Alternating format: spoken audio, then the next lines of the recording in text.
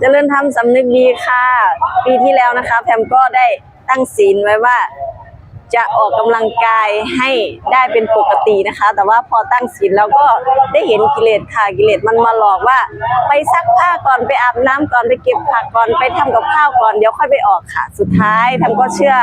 กิเลสก็ไปทำตามกิเลสก็ไม่ได้ออกกำลังกายนะคะก็มีวันที่สู้ได้บ้างวันที่สู้ไม่ได้บ้างค่ะปีนี้ค่ะเอาใหม่ค่ะฮึกเหิมค่ะ